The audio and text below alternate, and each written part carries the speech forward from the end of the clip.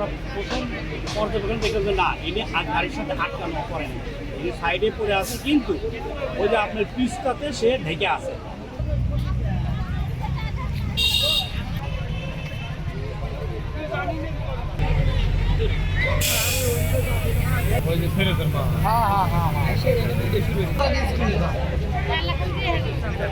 এটা আমি এসে শুনলাম যে এই ঘটনা ঘটেছে ভোর 5টায়।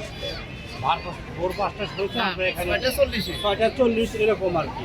তো আমরা এসে দেখলাম যে আমরা ভাবলাম যে আমাদের যা ইকুইপমেন্ট যা আছে উদ্ধার কাজ আমরা সব আমরা নিয়ে এসেছি, কিন্তু আমরা প্রথম পর্যবেক্ষণ দেখলাম যে না ইনি গাড়ির সাথে আটকানো করেন, ইনি সাইডে পড়ে আছে, কিন্তু ওই যে আপনার পিচটাতে সে ঢেকে আছে, পিচটা তার হাত পা সব পিচের সাথে আটকে আছে।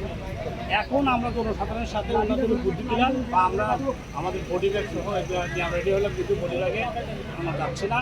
এখন এটা এই পিচকে ছাড়াইতে হলে এই মাটি সাইডকে সরাই দিয়েছি, তো মাটি সরায় জনগণের সাথে আমরা সম্পৃক্ততা রেখে একে এইভাবেই সরাই এদের আত্মীয় স্বজনদের বা পুলিশের কাছে হ্যান্ড ওভার করে সরকার।